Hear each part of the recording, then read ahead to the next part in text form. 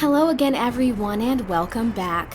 I am as always Inquisitor Aura, and this is How to Roleplay in World of Warcraft, and today we are going to be going back and taking a look at some updates to the class roleplay guides, specifically dealing with information we have now gained from the Legion expansion. Now, since the launch of my Death Knight class video, which was the first of my class role-playing guides that has gotten over 6,000 views since its upload in September 2015, thank you so much for that, guys. A lot of things have happened to the Knights of the Ebon Blade, so much so that I've decided to do an update video for each class. Also, the audio on my previous Death Knight video is awful. It's absolutely awful. Now, this isn't going to be a complete revamp. Everything I've said in the previous video, which is going to be linked in the description box below, still applies. But we've gotten enough new lore and story for everyone that an additional video is almost necessary now.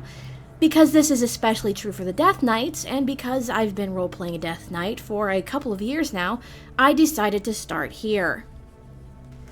A lot of things have happened since Warlords of Draenor, and a lot more lore has come up with each of the orders specifically dealing with their class halls. The Death Knight's class hall is, of course, Acheris. The Knights of the Ebon Blade have not been wanting for enemies to slaughter. After all, the Legion is nearly endless and almost ever-present at this point. That being said, even the fearless Ebon Knights are in need of aid. This invasion is on par with the Legion's initial invasion 10,000 years ago.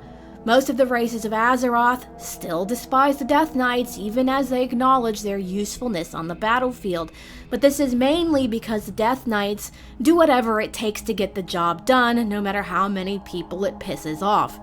This single-minded determination has landed the Ebon Knights in some hot water, though no reprisal has come as of yet, whether that be because the other orders are too busy battling the Legion across the Broken Isles, or because the Knights of the Ebon Blade are built for war and would retaliate in brutal and efficient fashion. The Death Knights currently serve the Death Lord, and no PC is the Death Lord, and willingly serve the new Lich King, Bolvar Fordragon. Now, this is different than being controlled by the previous Lich King, who was, of course, Arthas, and is of mutual benefit to both the Ebon Knights and the Lich King.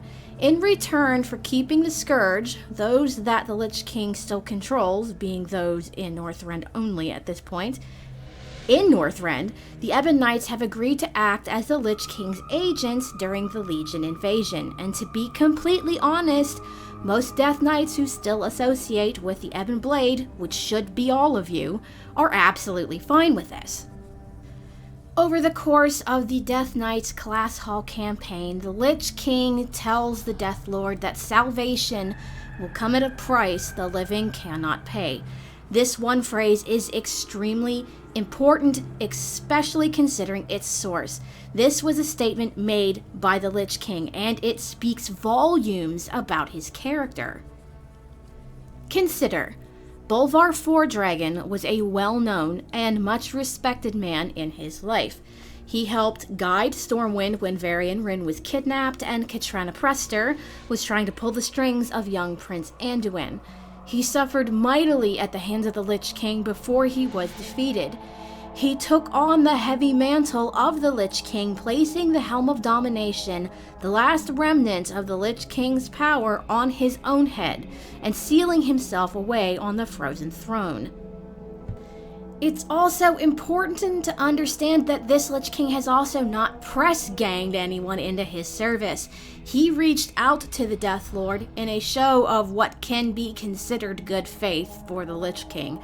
He didn't want the Legion to potentially entertain any ideas of regaining control of the Scourge through him, so he chose someone to act on his behalf to ensure mutual survival.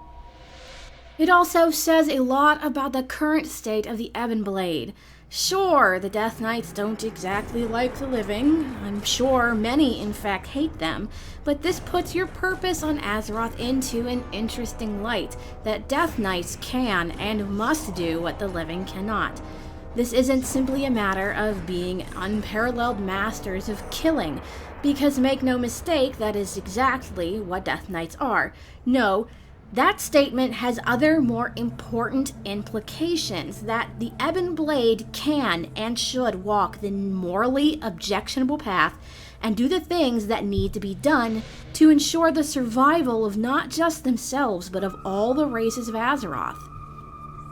This statement implies that the Death Knights, the eternally damned, can afford to do some pretty horrific stuff, that their duty is to do the morally reprehensible, so the living, those whose souls can still pass on to a better place when they eventually die, do not bear the burden of such evil deeds. That's right, guys. The Ebon Blade, who are already condemned to an afterlife of torment, are actively doing some pretty evil stuff in order to ensure the living stay good. Because let's face it, the Legion threat is very real, and the living cannot do everything that must be done to ensure survival. The Ebon Blade can take on a lot and can do the darker, more nefarious things that the living cannot fathom doing, because they are already going to be punished once they finally meet their end.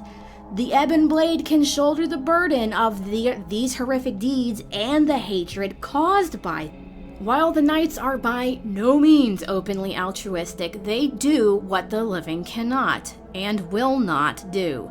And despite the hatred this brings upon them, they still do it because it is a necessary evil. And let's be honest, the Ebon Blade has done some pretty horrible things over the course of the Legion invasion at the behest of the Lich King.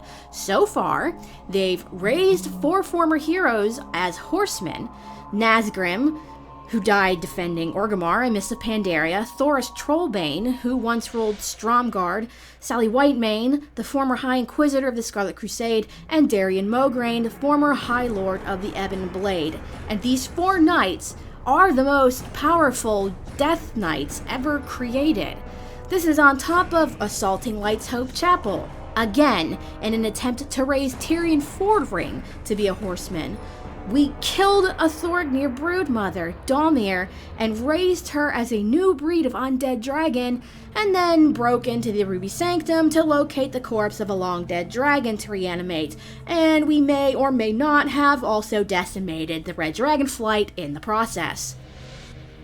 Almost all of the Ebon Blade's recent activities have been downright wrong and drawn a lot of fire from a lot of different camps, but ultimately done with the best intentions in their own damaged way. Let's be realistic here. In one of my previous Death Knight videos, I pointed out that there is often something that doesn't come back when a person is raised as a Death Knight, and there are a lot of personality traits that are just left out or suppressed. Anything that would lead a Death Knight to decide against using morally objectionable tactics when it gives them the advantage. Death Knights just don't have a filter. They say what they're thinking and do what they think they have to satisfy their goal, and they don't care what other people think. They are simply doing what is in their nature to do, destroying their enemies by any means necessary. The Ebon Blade doesn't care about what's socially acceptable, what's moral, or what's right. They have one goal: victory, no matter the cost. Everything they and the Lich King have done during this Legion invasion exemplify this. While the living still harshly judge the Ebon Blade for their actions, there is no doubt that nearly everything they have done has proven to be extremely effective against the Legion.